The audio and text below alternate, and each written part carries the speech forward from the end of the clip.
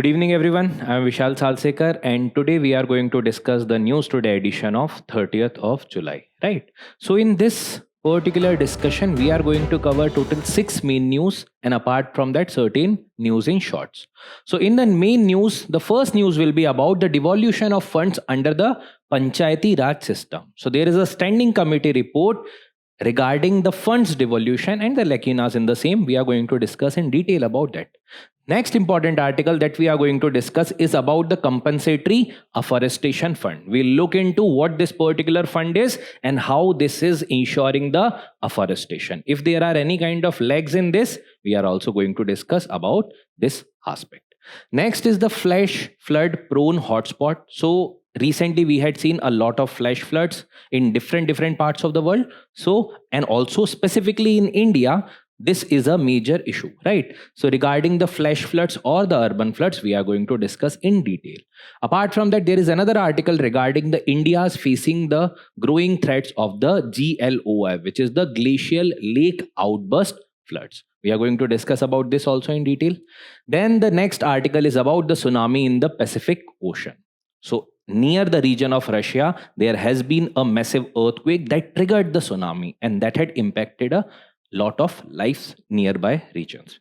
Last article in the main news is about the status of small cats in India. So we will see how they are different from the big cats and brief idea about the small cats in general. Apart from that, in the places in news, we are going to discuss about Syria, and then there are certain other short news that we are going to discuss. So let's start the discussion.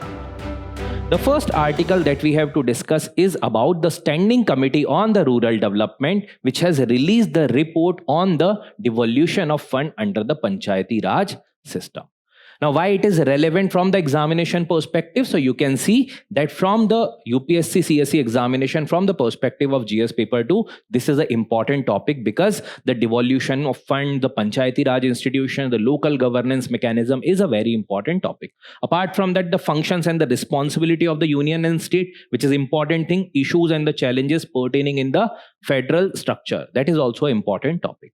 Apart from that, the devolution of power and the finances to the local levels, and also what are the challenges therein that we have to discuss about. So this is a significant topic, and roughly every year UPSC asks the question about the third tier of the democracy, which is the Panchayati Raj elections or Panchayati Raj related issues, whether it is funding, functions or functionaries, right?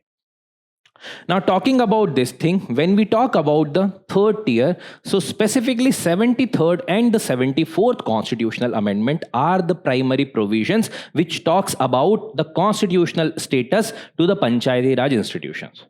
So though in the Article 40 of the Indian Constitution, it talks about the grassroots level governance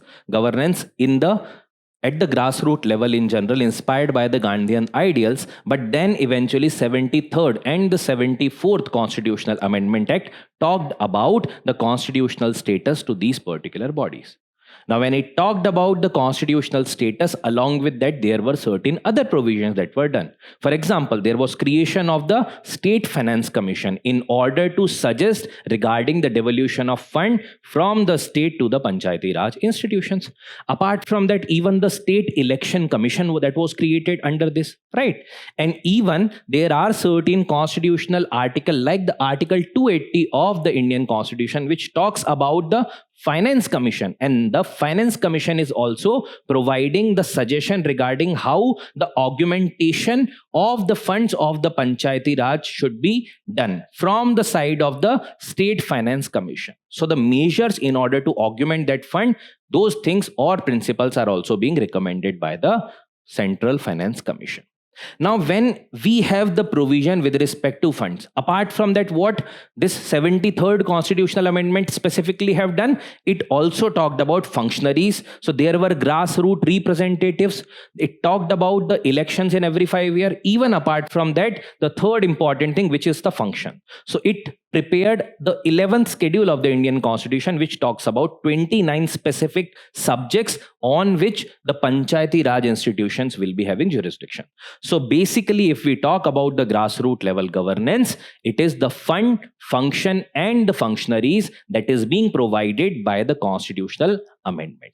Now, what are the difficulties or what are the issues that we are observing as far as different aspects are concerned? So in today's discussion, we are going to specifically focus upon the fund related aspect. Now, as highlighted by the standing committee, in this particular context, what are the key issues that are raised by the report that we have to discuss? So the first issue that have been highlighted regarding the funding support is decline in the fund allocation to the rural local bodies. So what does it tell? It tells that from the state side, either the devolution is not being done, or whatever Central Finance Commission is suggesting, that particular amount is not provided to the bodies. Now, there may be two things. For example, first may be the grants that may be provided from the side of state to the Panchayati Raj institution. One way of funding may be this. Another way of funding may be devolving of more and more subjects and giving power to the Panchayati Raj institution to collect the taxes on those subjects. Now, these are very important in order to fund these particular bodies, because if the financial independence is there, then only these bodies will be actually able to act as a third tier or the robust third tier of the federal architecture of the country and become the grassroots level democracy. The next thing is the cuts in the united and the scheme based transfer. Now see, when I've talked about the 11th schedule of the Indian Constitution, the 11th schedule of Indian Constitution talks about 29 subjects. Now in the united transfers of funds, the basic local bodies can utilize those funds provided under this header for any purpose that is provided in the 29 subjects as far as the 11th schedule is concerned. Now, for some scheme based transfers or certain transfer which are fixed kind of transfers that are related to some scheme, so those fund will be utilized only for those kind of areas. For example, water management, for example, sanitation, for example, let's say the rural employment. These might be the things where there will be utilization of scheme based transfer. So this is also one such issue, that there have been reduction of the allocation in this, that the grants are not being provided, and even specifically the liberty is not being provided to those bodies. Next is the incomplete devolution of the 3Fs, which is the fund, function and functionaries. So we know that the funding related issues are being faced by these Panchayati Raj institutions, but apart from that, we are also seeing that sometimes the elections are not being done. Now, if your grassroots level representatives are not there in the scenario, don't you think so it is going to hamper the Panchayati Raj institution and local governance to the maximum level, right? So if there have been no functionaries, no proper devolution of the financial power by your state government to the Panchayati Raj institution, that also causes difficulty. So the functions are also not being provided. So that is causing the difficulties with respect to the autonomy to the Panchayati Raj institutions. Next in this is the delay in the State Finance Commission formation. So though in the 73rd Constitutional Amendment Act, it was talked about that there will be establishment of the State Finance Commission. Now see, the responsibility has been provided to the state government, but the state had taken it differently. Some states are regular with formation of the State Finance Commission. That's how certain states had formed even the 6th Finance Commission or the 6th State Finance Commission. But there are many states which have not went beyond the 2nd Finance Commission. Either there has been certain kind of delays as far as the State Finance Commission are concerned, or there are certain kind of other difficulties that are being faced with respect to the State Finance Commission. Now, when these kind of difficulties are there, eventually that causes issues with respect to the funding or the devolution of power to the third tier. Next is the poor audit and the action taken report submission. So many a time it also happens that the audit has not been done where the fund is being spent, and also the action taken report, like what kind of actions were taken on the things that are being provided to the Panchayati Raj institution. That is also lacking. So these are certain issues that you can utilize directly with respect to the question about the funding of the Panchayati Raj institutions.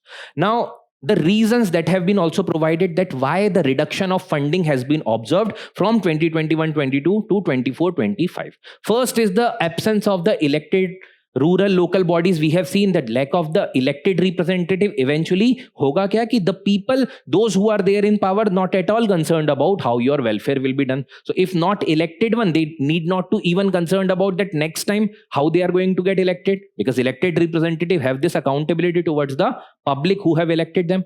Next is the failure to upload the plan. Now there is the Gram Panchayat development plan. Many a time on the online portal, these panchayats are not uploading these plans. Either they are not having awareness regarding that, or intentionally for siphoning off the money, they are not doing this thing. Apart from that, onboarding on the e-gram Swaraj. Now in that case, what happens that they are not utilizing these kind of digital portals. When they are not utilizing these particular digital portals or the portals in general in order to highlight regarding the transparency and all, that also causes sometime difficulty with respect to streamlining this Panchayati Raj institution as far as India is concerned. Next is about the non-compliance with the audit. This is self-explanatory that many a time they are not meeting the demand of the audit, right? Last in this is the inaction on the State Finance Commission. We have already discussed in detail that many states are not showing even the intention that they should form the State Finance Commission after every 5 years. So they have formed the State Finance Commission for first, second time, and eventually after that they forgot that there is a body like the State Finance Commission, right? Now, what recommendation this commission or this particular standing committee has provided? So recommendation provided, obviously the adequate united performance link grant. So there should be adequate funding that should be provided that can be utilized generally by the bodies, and also there should be certain performance link grant, means how you are performing, based upon that the funding should be provided. If you are performing well, obviously there should be some incentives, yes or no? So in that case you will be providing more funds. If you are not performing well, obviously there might be some disadvantages also can be provided. Regular constitution of State Finance Commission, so there should be a constitutional reaffirmation that is needed, and all the states should come at the same page with respect to constitution of the State Finance Commission. There should be some obligation that have to be mandated on the states. Then the time-bound devolution roadmap at the state level. Now, sometime it becomes the discretion of the state that how they are going to devolve these functions and functionaries. But there should be time-bound devolution roadmap that should be laid even in the public. Last in this is the strengthening the transparency and fund protection mechanism. So the transparency, accountability, these things will enhanced in general. And how this will be enhancing? By putting certain transparency and accountability mechanism. So the election are one such thing which should be done in general at the regular interval. Now, the 15th Finance Commission talked about the grant split. So the united grants which can be utilized for any subjects within the 29 subjects that are provided in the 11th schedule, and then tied grant which are tied to some schemes which are generally the schemes of national importance, for example water, sanitation, some kind of other aspects which are very, very important. So it is in the context of the tied grant, right? So these are the things. Now, why I'm saying that UPSC ka one of the favorite topic is this, because UPSC keeps on asking, and here I have included only the funding related things. So UPSC had asked the question regarding the states in India seem reluctant to empower the urban local bodies, both functionally and financially. So like the rural local bodies, urban local bodies also facing similar kind of difficulties, and that results into the poor urban governance. Similarly, to what extent in your opinion, as the decentralization of the power in India has changed the governance landscape at the grassroots level? So you have to talk about how it has shaped, and you have to what extent, means you can provide your own opinion also. Then strengthening the sustenance of the local institution in India shifted from their formative phase of functionaries to the functionality. So another F that has been added, which is the functionality, how that functionality have to be focused upon, that you will talk about. Then other aspects. So in general, the Panchayati Raj institution, or we can say broadly the third tier, is a very important topic. And this is very important even for our day-to-day life. Whatever issues that you are seeing outside these premises, these are the issues with respect to either urban or the rural governance. So we should be even vigilant regarding these things. Next article that we have to discuss is about the Central Empowered Committee, CEC, files a report regarding the management of Compensatory Afforestation Fund. What is the Compensatory Afforestation Fund? As the name suggests, the fund that is being provided for the afforestation purposes. So in that case, who is responsible to pay money in order to put the money in this particular fund, so the people who are diverting the forest land for the non-forest related purposes, those are responsible as per the mandate in order to provide the money for the afforestation related purposes, for the conservation of biodiversity, for different other ecological benefit related things. So this central empowered committee, which was formulated by Supreme Court, it had filed a report regarding the management of compensatory afforestation fund. It talks about that, what are the legs that are there and how far we have reached. Now, when we talk about the UPSC syllabus, General Studies Paper 3 includes the topics like environment and ecology, biodiversity, even economic development, right? So the environmental conservation, these are the prominent topics. So you can relate this topic with the syllabus topics mentioned. So what is the compensatory afforestation? As we have already discussed, that suppose karo, for development purposes, you need to clear certain forest areas. For example, let's say the metro line, let's say for management or preparation of certain dams, or let's say for any electricity project or infrastructure project. At that point of time, when you are removing certain area of forest, at that point of time, what you are doing, you are clearing the forest. That means you are removing the biodiversity. So what should be your responsibility? So this responsibility and the onus is put on that particular person who is removing that.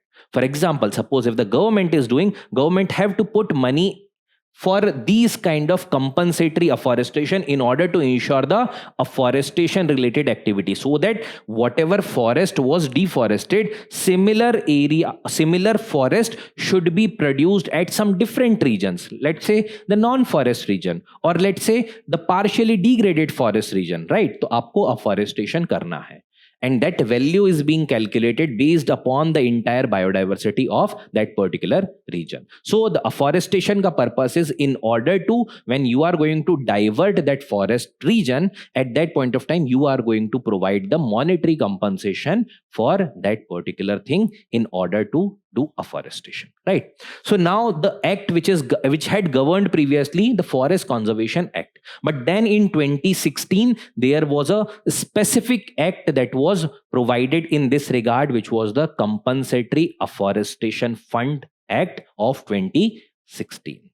So this is being managed by the Act of the Parliament. Now, in this specific context, the report Central Empowered Committee that has highlighted that what target India had achieved 85% of the compensatory afforestation fund target. Now here, different states have progressed differently. For example, certain states, let's say Arunachal Pradesh or Madhya Pradesh, to some extent they were able to meet the target, but there are certain states which are not able to perform that well. For example, the states like Meghalaya. Right. Now, this Central Empowered Committee is basically the committee established by Supreme Court of India. So initially it was established in 2002. Later on, it was reconstituted in 2008. And since then, it is working as a prominent committee which is looking after these afforestation related aspects, providing the idea regarding like what is going on, to what extent we were able to meet these targets or not. Now, how this compensatory afforestation related idea emerged as far as the Indian polity is concerned. So there was a T.N. Godavarman versus Union of India case, which was taken by Supreme Court as a suo motu cognizance regarding the removal of the forest trees for certain other purposes, right? At that point of time, when Supreme Court had observed this issue, Supreme Court said ki bhai, if you are removing the forest or the trees, if you are not providing the adequate monetary value for that, and in order to ensure that certain other area should be converted into forest land, that was the main idea that was provided by the Supreme Court. So from here we can say the compensatory afforestation related aspects emerged in the Indian polity and the Indian scenario. So T.N. Godavarman case was the pioneer case with respect to the afforestation and initiation of these debates. Then after that, in 2016 there was Compensatory Afforestation Fund Act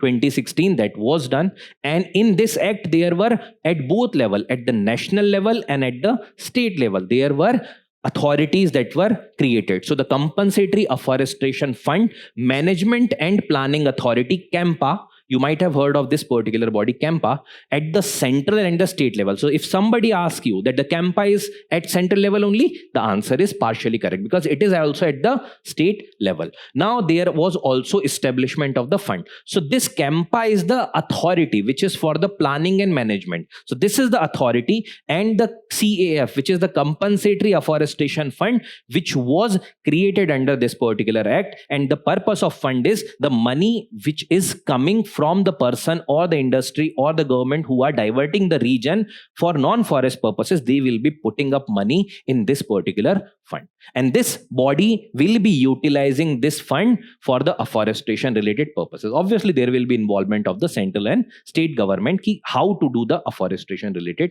activity. Now when we talked about this thing, now obviously itna aasan to nahi hai. There will be obviously some issues regarding this. So what are the issues with respect to the utilization of this CAF, which is the Compensatory Afforestation Fund? So the issues were highlighted by this particular report. So what are the issues that were highlighted? First is the delay in the annual plan of operation submission. So what annual plan of operations are? So suppose karo, if there are certain area from where you are going to remove the trees or you are going to perform the deforestation related activities for some developmental project. Now the money is coming in the Compensatory Afforestation Fund. Now for that specific year, what will be your plan of action? Which will be the areas which you are going to target upon? Where you are going to perform the afforestation activity? All these things you are going to provide in the annual plan of operation. So the central and the state government are going to provide this particular annual plan of operation that have to be submitted by the respective authorities at the state level mainly, and also the approval will be needed from the central level also with respect to this. Now when these are delayed, eventually the afforestation related activities are also going to get delayed, right?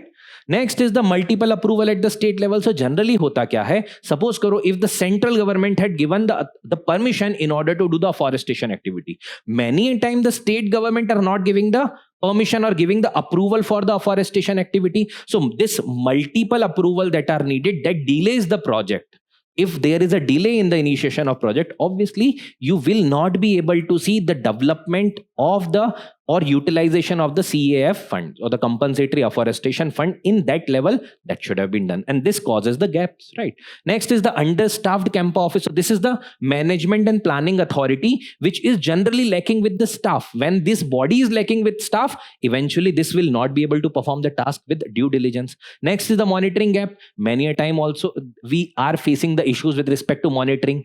Sometimes even there are misutilization of funds. So this is because of the lack of monitoring, because the authorities are not equally suited with the technology utilization in order to monitor that where the afforestation was done, whether that was done actually, whether you are utilizing the high-end technology for these things or not. So all these things are causing issues with respect to the utilization of the Compensatory Afforestation Fund, right? So what are the recommendation of the Central Empowered Committee in this regard? So what are the recommendation? The first is the strengthening institutional mechanism. So there should be proper and the adequate meeting with the committees which are responsible for this, with the authorities like the Campa at the state and the central level, in order to streamline the project, in order to fast track the project. Then the monitoring and the transparency that has to be enhanced. So in context of monitoring, e-Green Watch, which is the portal in order to ensure the monitoring, it is utilizing high-end technology like the GIS and all. And apart from that, Parivesh 2.0, which is a single window clearance. Matlab aisa na ho ki if it is allowed by the central government, the state government is keeping it pending. So that should be done swiftly in order to ensure that the fund utilization go in a smooth manner. Then the streamlining of the fund flow so that there should not be any kind of issues like the diversion of the fund. And last in this is ensuring the timely annual plan of operation submission. Means whatever you want to do in this year, the plans should be submitted at the earliest in order to highlight your seriousness with this particular task, right? So these are the recommendation of the Central Empowered Committee. Now UPSC had in previous year asked the question regarding that there were two statements mentioned as per the Compensatory Afforestation Fund Management and Planning Authority. It exists at the national and state level. Yes, we have seen in the people's participation in mandatory. Nowhere it is mentioned that it is mandatory, right? So accordingly you can mark the answer. And very simple questions, right? Next article that we have to discuss is about the new study maps flash flood prone hotspot across the Indian subcontinent. So there are study maps that are released which talks about that there are certain areas which are the hotspot in the Indian subcontinent, which talks about the flash flood related vulnerability of that regions. Now again, from the GS3 perspective, it is a very important topic because of the disaster and disaster management is part of it. Even when you talk about the floods and flash flood, sometime it also can be asked as a part of the GS paper 1, because geography, and under geography there are certain phenomena or the geographical phenomena that are important, right? So GS1 and GS3 are the subject matter.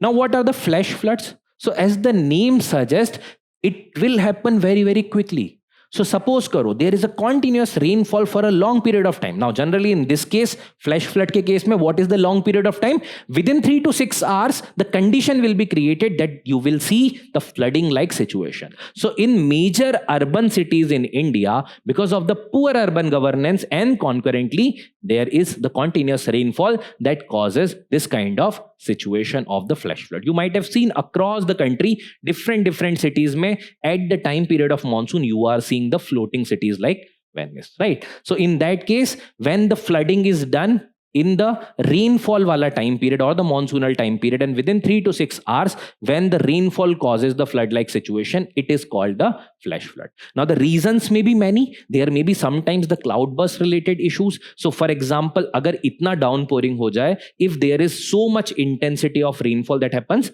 that is understandable. But even apart from that, if the drains are not properly cleared, if there is no outlet, if there is the region where ultimately the water should be going, if there is construction that is being done on that, so that is causing issue. And where the previously buffer zone was there, now the buffer zone is cleared in order to do the developmental things. So at that point of time, there is going to be the issues like the flash floods. So now talking about certain data regarding this. So there have been Ministry of Jal Shakti's data regarding 2020 to 2022, what has been the increase of the flash flood related situation in India. So from 132 instances to 184. So this is the number of instances where we had seen the flood like situation in a very quick amount of time, not the conventional flood kind of situation. Now the mortality is also there. So in order to show the gravity in your answers in the very beginning, you can write about this kind of data, whether it is about the data of increasing number of flash flood events or the mortality that roughly 5,000 people per year or more than that are getting died because of the flash flood related events, right? Now the mainly the center or the hotspot of this region includes the Himalaya, because of the topography, because of the nature of rainfall, and because of the way the geography is there. Apart from that, the west coast, again, because of the Western Ghat and very limited space that is available in order to flow that particular water to the sea coast, right? And then the central India also, because sometimes there have been development on the floodplain or the erosion of floodplain that is being caused. Now, these are the major hotspots. Now, apart from that, there are certain extremely flash flood prone regions. So that include the Brahmaputra, Narmada, Tapi, Mahanadi, Brahmani, and then the west coast, because yahan par you are seeing a lot of steep slope, a lot of issues with respect to the floodplains where the construction has been done, and eventually there is no specific region left in order to ensure the buffer zone. Then the high flash flood susceptibility, Godavari, Ganga, Mahi, and Indus. So you can see the majority of the rivers are facing the issues with respect to the flash floods. Now, what are the key drivers of flash flood in this case? So the key driver include first maybe the cloudburst, because when the cloudburst is there, that is a natural kind of phenomena, and here you can't do that much. So roughly 25% of flash floods are being created by cloudburst. Matlab, what can be the natural phenomena? That is 25%. Means 75% it is being caused by the certain anthropogenic interventions, right? So for example, sometimes it is the steep topography or the narrow river channel. Now sometimes you are doing the destruction on the mountainous region that further steeps the topography. Sometimes you are doing the development in the region which are prone to develop, for example in the mountainous region, and at that point of time when there will be continuous rainfall, there will be issues like this, and this will lead in the form of flash floods. Next is the saturated soil. So suppose if continuous rainfall is going on from last few days, right? So in that case, the soil will be saturated with water. Now there cannot be any more amount of water that can percolate within the soil, and at that point of time, if for a few hours there is a high intensity rainfall, that might causing the flash flood. So this is the another reason. Then next is about sudden release of dam water. So suppose if there have been certain upper stream pressure, so यहाँ से पानी बहुत आ रहा है, and in the downstream region, if beyond the, if there is a dam like situation like this, now the dam has to be opened, the gate of the dam will be opened, right, whenever there will be a pressure like situation from the upstream, and that also sudden release of the dam water sometime also causes the flash floods, like you can see in the regions like Haridwar and Rishikesh wala regions, right? Now the flash flood related guidance system, this is a kind of early warning tool that government of India has conceptualized, and this data India is sharing with different countries.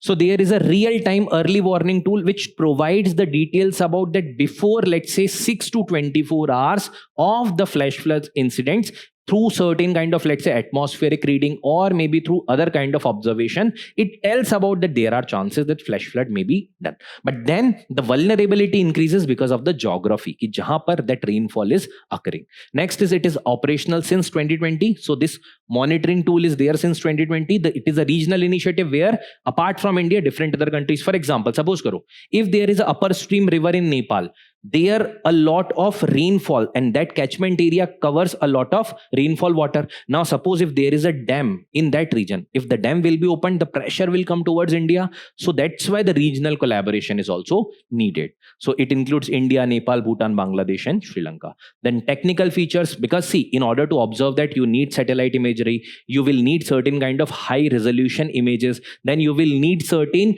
prominent and proactive forecasting of this, right? So all these things are being provided, and apart from that, even the identification of certain hotspot that is being done. Now flood mitigation strategy में जब हम बात करते हैं, in that context what we can talk about, there has to be early warning system so that one should be prepared beforehand in order to ensure or in order to shift the population to the lesser prone region. Then the update risk mapping. So if we know through certain resources that there is going to be some risk and how that risk will be identified, identifying the hotspot region through certain trends of past few years, right? Then climate resilient infrastructure. See, the hazard is bound to occur. When earthquake will be there, you can't prevent that earthquake. What you can prevent is creation of certain infrastructure which will be resilient to the earthquake, or creation of some infrastructure which will be resilient to different kind of disasters that might occur. So we have to prevent that particular thing ki hazard se disaster mein convert na ho. So, and that will be converted if the people are more vulnerable. Agar zyada loss hota hai of life and money, in that case that hazard will convert into disaster. We have to prevent that. So for that, climate resilient infrastructure. Lastly, land use planning. So for example, right now we are doing a lot of river floodplains jo hai, that appears to be comparatively dry, but whenever the river flows with its full speed and full volume, at that point of time you will see those regions will get submerged. And what people do, they do construct their home, different industries on those regions. That means the encroachment on the floodplains. So that also should be prevented. Land use planning should be proper. Now there are few questions that we will discuss after this article, right? Because the article is again similar to the previous article that we had discussed. The India is facing the growing threats of the glacial lake outburst floods, GLOF. Now again the similar topics, similar themes with respect to UPSC syllabus, the disaster and disaster management, and the GS paper 1 flood wala topic. So what are the GLOF, which is the glacial lake outburst flood? So in the context of previous article, flash floods, what we had seen, sudden rainfall causing a lot of disastrous situation in the form of the flash flood. Here, what is the GLOF? That means sudden release of water from certain lake which was fed previously by the glacier. So generally hota kya hai? I hope that all of you might have seen the glacier ka topography, that the glacier is somewhat like this. If I show you briefly through some kind of diagram regarding this, so you can see that, let's say this is a kind of like mountainous region, or yahan par there has been a depression that is being created. Here it used to be the the ice, right? Now in the warmer time period, what happens that this particular ice is getting melted. So this depression, right now you might be seeing कि it completely खाली है, but sometime it is in the form of depression कि यहाँ पर भी भरा हुआ है, and here you will see at the warm point of time you will see the water is getting filled because of the melting of the snow.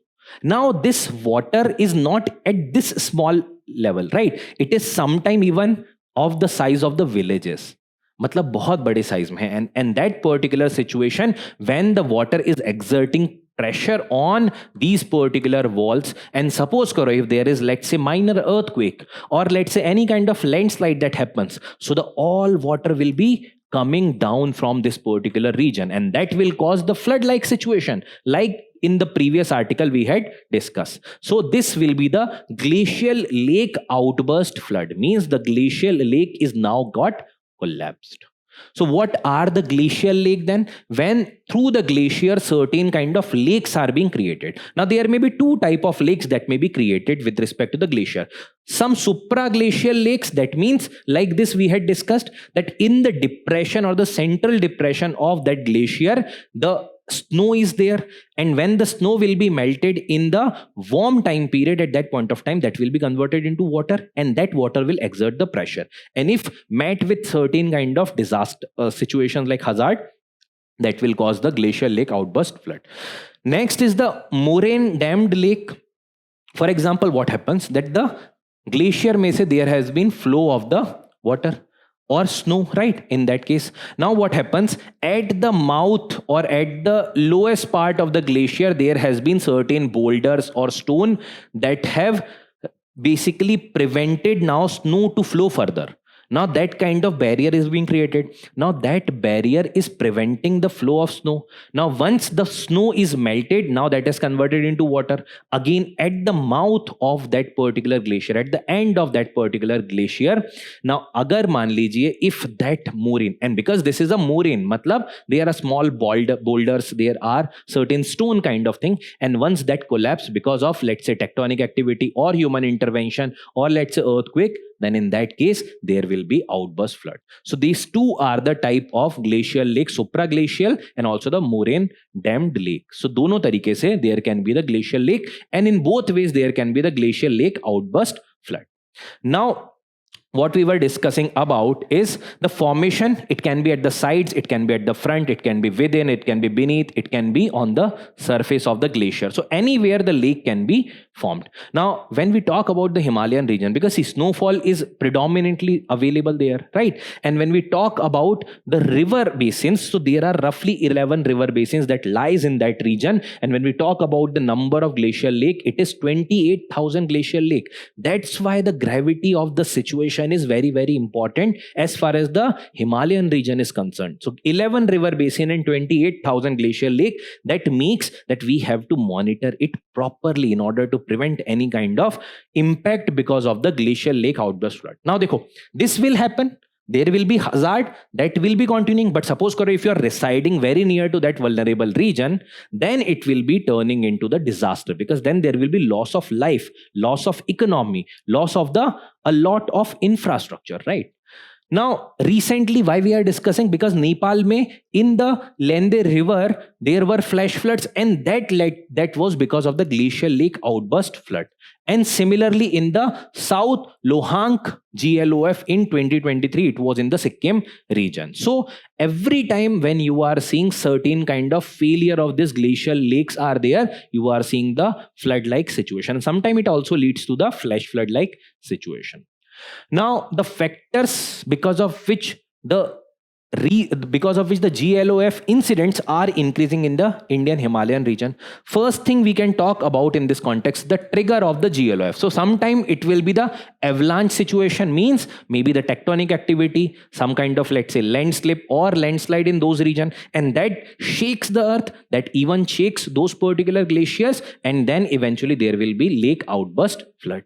So that is there. So roughly 2/3 incidents will be there when this is caused because of the avalanche and the landslide kind of events. But then there is a excessive meltwater pressure also. So suppose karo from the place where your lake is getting filled, wahan se hi if you are receiving lot amount of water, then there will be excessive pressure on the barrier, and once that barrier will not be able to keep on with that particular pressure, that barrier will be broken, and then eventually there will be flood like situation that will be there. Then again, why this water is increasing or the amount of water is increasing? Because of the rise of the temperature and the glacial melt. So here you can talk about the global warming and the climate change that is causing the increase of these events. Next is the challenges in monitoring, because see, we have seen roughly more than 28,000 lakes are there, but the altitude is too high, 4,500 meters. So itna beyond the earth surface level, this is the place where these lakes are situated. Wahan par bhi 7,500 glacial lakes are beyond this level. Inhumane conditions, inhospitable climate, and sometimes even you cannot place any specific instrument over there. So you have to rely on the satellite imagery, or let's say certain kind of, let's say, aperture radars, right? So this is the difficult situation. Now when we talk about this, what are the mitigation strategy that is being done? Now see, UPSC focuses a lot on the what are the steps taken by NDMA, or what are the NDMA guidelines. So specifically you have to talk about these things also. So what are the mitigation strategy? So there is a committee on the disaster risk reduction. So NDMA ki guidelines ke hisab se this particular thing had to be adopted. So at different level, whether it is the central, state and the district level, there have to be the disaster risk reduction committee related coordination meetings, which are the vulnerable regions there. Apart from that, the National Glacial Lake Outburst Flood Risk Mitigation Project. So this is the project identifying the hotspot that, for example, Arunachal Pradesh, Himachal, Sikkim and Uttarakhand. These are the 4 prominent hotspots. So they are running this project of National Glacial Lake Outburst Flood Risk Mitigation Project. They will be assessing the risk. They will be diverting the population or not allowing to settle at certain regions which are vulnerable, or providing the early warning related things. Then the Central Water Commission is relying on the satellite imagery. So through that, you will be able to assess that where the water level is rising, where there have been changes observed with respect to that topography, and through which there will be early warning that may be provided. Then the synthetic aperture radar imagery. So here also there is observation regarding rise of water volume, because see, rise of water volume will directly be proportional to the events of disaster. Agar water badega, then there may be high chances that there may be in future disaster that can occur, right? So then there are some PYQ based upon last 2 topics. So you can see the phenomena of cloudburst asked in 24. Then the mechanism and occurrence of the cloudburst in the context of Indian subcontinent. Both the things are directly correlating with the urban flood, because when there will be cloudburst like situation, there will be heavy downpouring. And that thing we have also discussed in one of the news today regarding cloudburst in detail, that why in certain orographic region, jahan par the topography is mountainous, there the orographic rainfall is there, and that is causing the issues like cloud burst, right? Then with reference to the NDMA guidelines, discuss the measures adopted to mitigate the impact of the recent incidents of cloud burst. Then the frequency of urban flood is increasing due to high intensity rainfall increasing over the year, discussing the reason of urban flood and the mechanism for preparedness. Here only the rainfall cannot be the thing. Here you have to put the urban governance also into the picture in order to provide the solution holistically, right? Next article that we have to discuss is about again a kind of disaster that had happened because of the earthquake in the Russia or near the Russia's Kamchatka Plateau. There have been the observation of the tsunami in specific areas nearby Russia, nearby Japan, or the northern islands of Japan, right? Now again, disaster management, GS3, GS1, certain tsunami and the earthquake like event. This is an important topic.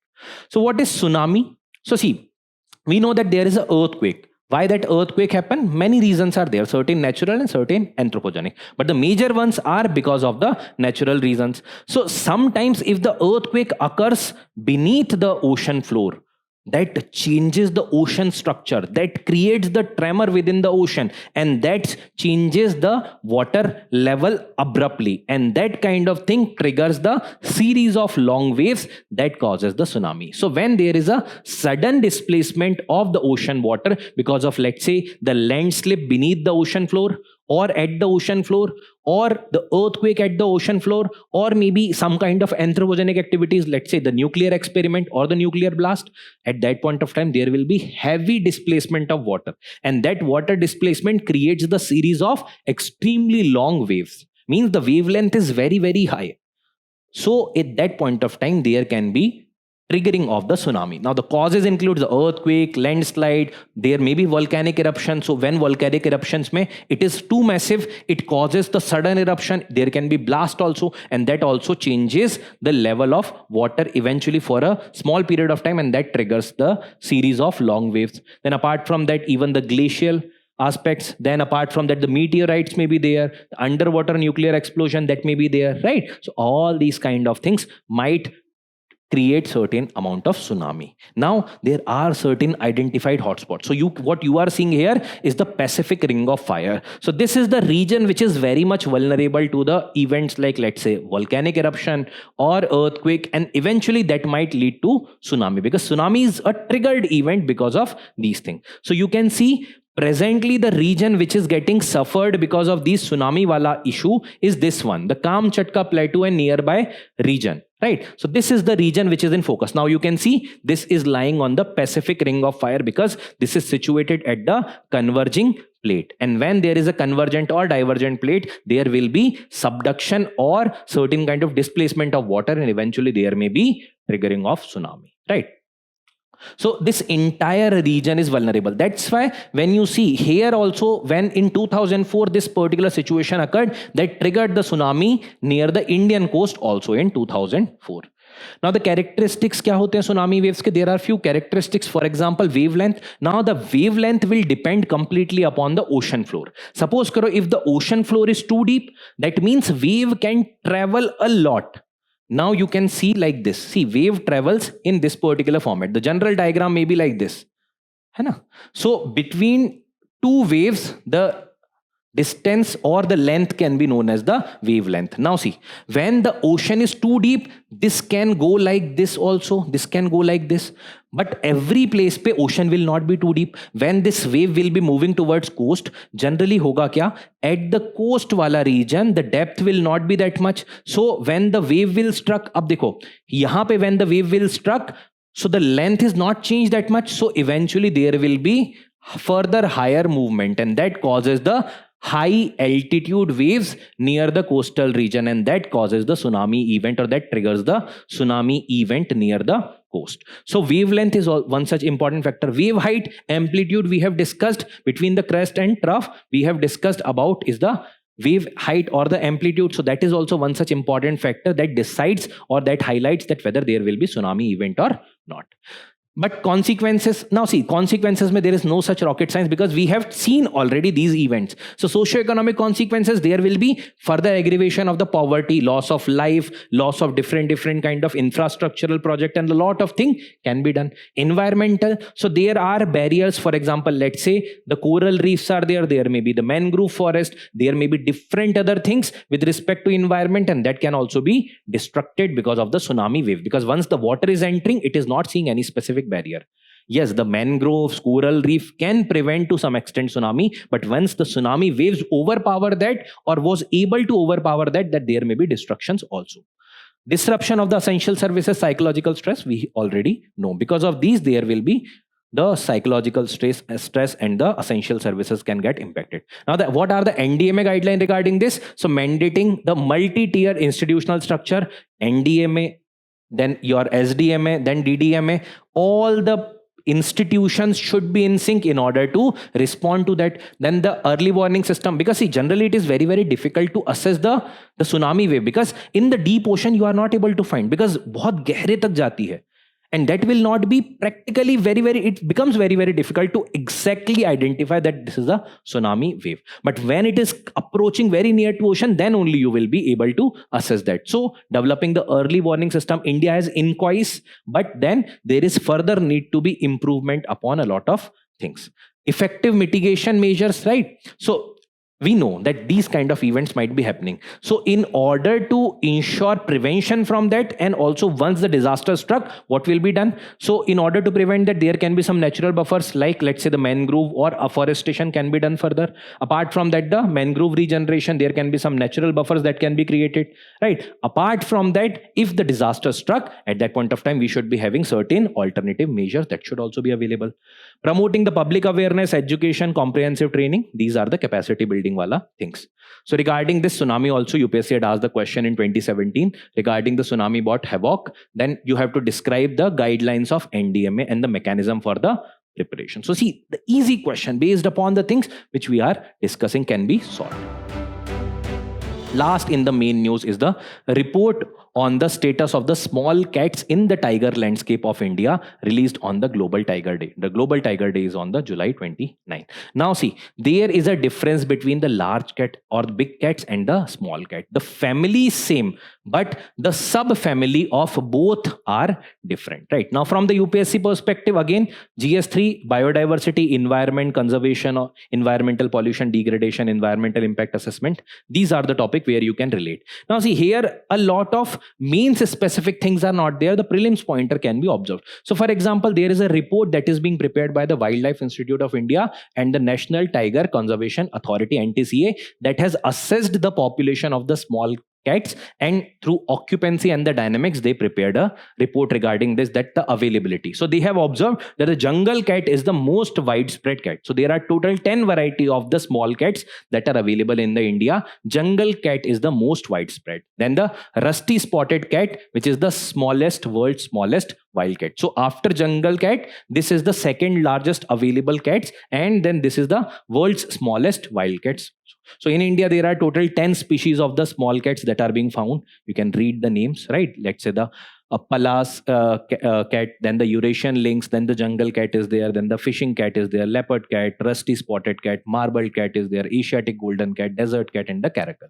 Right. Now, the small cats you have to see this thing, that they are the hyper carnivore, means they are predominantly in their diet dependent upon the kind of other animals. They are preying upon the other animals. So the family they belong to is the Felidae, right? Now this Felidae family is also same for the big cats. So whether you see the tiger, lion, they also belong to this particular family. But then the subfamily is the Felinae, right? So in the context of the big cats, it is the Pantherinae, and in the context of small cats, it is the Feline. So this is the basic difference. And apart from that, the structural difference you will be able to see. Apart from that, the big cats have the flexible hyoid bone, through which, if that is flexible, they can roar loudly. And depending upon flexibility in each and every one big cat, the roaring is different. But in the small cat, there is a rigid hyoid bone. That's why the voice is comparatively smaller, and they doing the purr kind of sound, right?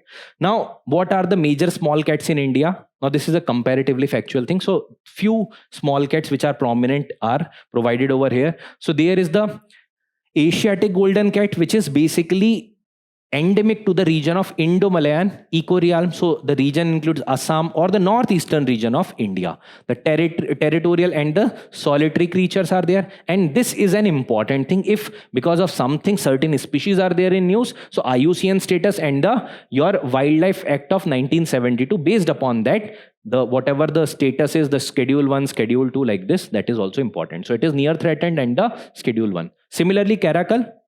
So it is found in the arid and the semi-arid region. So it is found in mainly Rajasthan, Madhya Pradesh, and the Gujarat region. So this is also solitary creature and also the territorial one, nocturnal one. Majority of the cats are nocturnal. IUCN least concern, Wildlife Act Schedule 1. Now this fishing cat is a bit different because this is found in the wetland kind of region, let's say the Sundarbans and other wetlands, let's say in Kolkata. So these are found in the wetland environment, Sundarbans, Himalayan foothill, northeast. So these are nocturnal and they are having the certain kind of like web-like structure in their legs. So that helps them floating in the rivers and other wetland wala region. Now as per IUCN they are vulnerable, and the Wildlife Act mein they are mentioned in the schedule 1. So you can see all are in the schedule 1. Lastly, in the Eurasian links, so Eurasian links, as the name suggests, it is having some relation with Eurasia. So it is found in the region of the northern India, specifically in the Ladakh region. So relatively mountainous region mein pai jate. It has having a lot of similarity with the clouded leopard kind of things, right? So primarily solitary hote hain, territorial nocturnal animal, least concerned as per IUCN, and the schedule 1 as per the Wildlife Protection Act of 1970. So these were the aspects regarding the cat species. Now the places in news, the place that was there in news is Syria. The capital city is Damascus. Now see, the context is that once the Assad regime was removed, after the fall of Assad regime, the MEA officials met with the concurrent officials of the Syria, and they were discussing on certain important things. So that's why the Syria is important. Now UPSC had previously asked the question about Syria. When there was conflict going on in Syria, they had asked the question about that, right? That's how you can have a brief idea about the location. So if that location is there in news because of certain kind of, let's say, attack or conflict, that region may be important. So you can see through the map that the neighboring countries, in the north it is Turkey, then in the western side you can see the Mediterranean Sea is there, then in further western you can see the Lebanon, then in the southwestern region you can see the Israel, then in the southern region it is Jordan, and in the eastern region it is Iraq. These are the bordering countries. Now when we talk about specifics within the Syria, here it is the Syrian desert. In this particular region it is the Syrian desert. Apart from that, there is the Lake Al-Assad.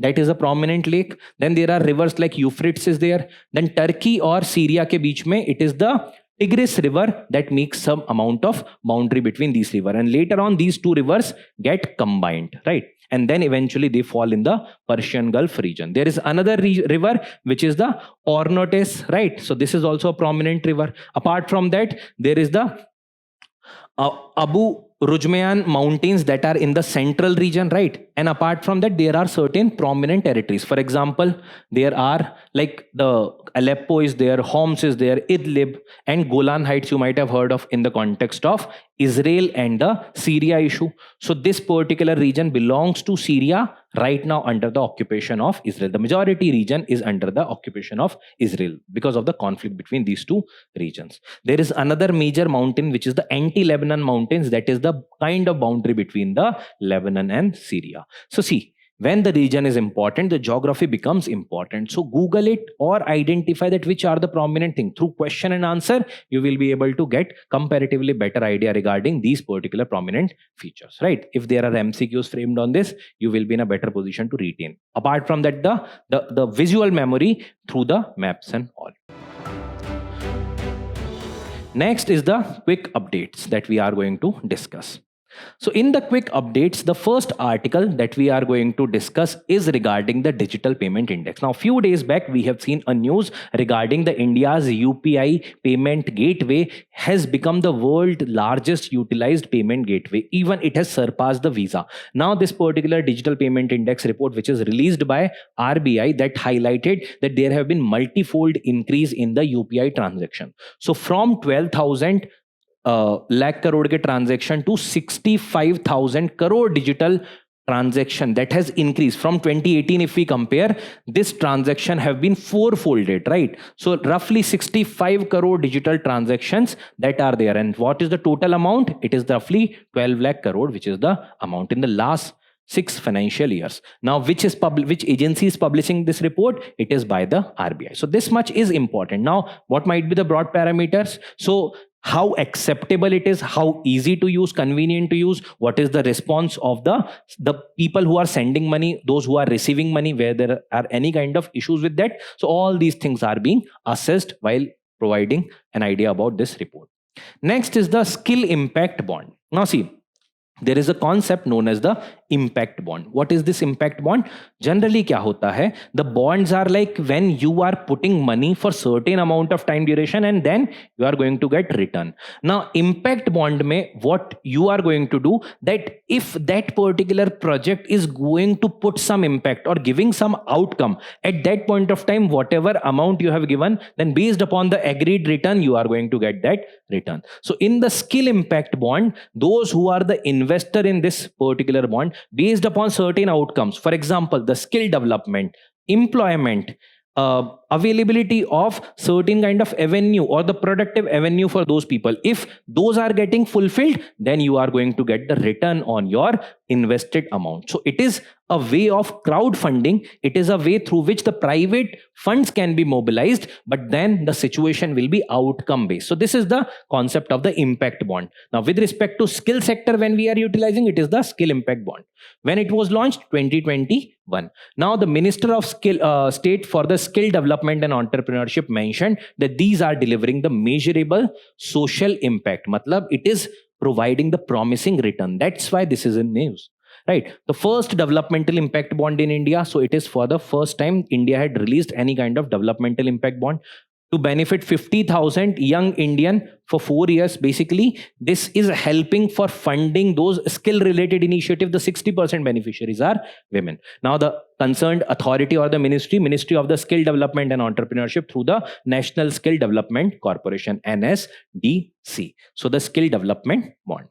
Next is about the alternative investment fund. Now, what is alternative investment fund in simple term is it is the alternative avenue to park your money, right? This is providing you certain kind of funds where you can invest your money, but this is apart from the conventional funds, for example the mutual fund or the bond. So it is apart from that. So it is providing you certain kind of other avenue to channelize your money. So it is a privately pooled investment vehicle which is collecting fund from the investors.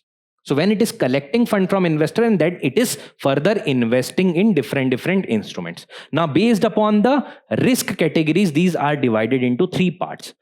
Category 1 AIF, which is investing in certain, let's say the startups or those categories jahan pe risk kam hoti hai, where the risk is comparatively less, like the SMEs, angel funds, like this. Category 2 is putting money in the private equity fund, debt fund, real estate fund, where they are not further hedging that amount. Matlab there will be moderate risk, return will also be moderate. They are not further lending that money. Generally that is prohibited.